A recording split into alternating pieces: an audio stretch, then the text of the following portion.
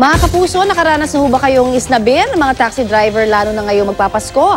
Payo po ng LTFRB, usumbong agad ang mga ganitong tsuper at kung paulit-ulit ang kanilang pang-snab, pwede daw suspindihin ang kanilang lisensya.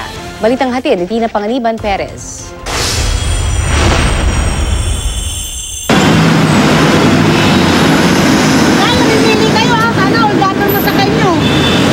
Hindi na napigilan ni Nining ang kanyang sarili.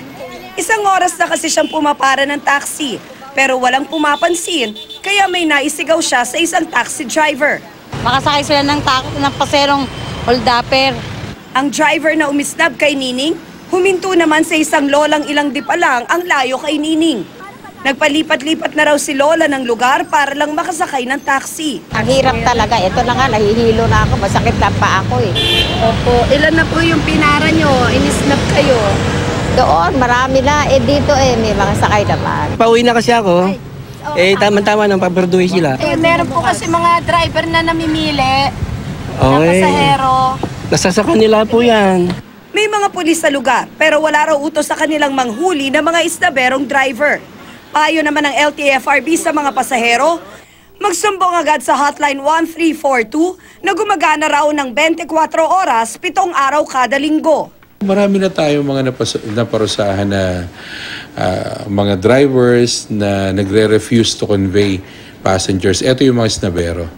Ang parusa, 5,000 pisong multa sa unang pagkakasala, 10,000 at suspensyon ng prangkisa sa pangalawa, at 15,000 piso at pagkakansela ng prangkisa sa ikatlong pagkakasala. Pwede ring irekomenda ng LTFRB sa LTO na suspindihin ang lisensya ng driver. Kung paulit-ulit ang pagkakasala ng driver, pwedeng irekomenda ng LTFRB sa iba't ibang kumpanya ng taxi na huwag nang bigyang trabaho ang driver. Sa mga driver, wala kasing dahilan para maging isnabero sila dahil ito ang kanilang trabaho. Ito ang serbisyo na kanilang sinumpaan. So, ang babala namin, ang LTFRB ay nandito at magbabantay sa kanila at patuloy na magbabantay para masiguro na mabawasan hanggat maaari, ma-zero out niya itong mga isnaberong driver. Nakakatanggap din daw ng mga reklamo ang LTFRB sa mga gumagamit ng apps na Uber at Grab. Bagamat meron ng mga provisional authority ang Uber at Grab taxi, hindi nila masakop lahat ng reklamo dahil hindi pa sila franchise. Pinapadala na lang daw nila ang complaint sa pinagre-reklamuhang kumpanya. Tina Panganiban Perez, GMA News.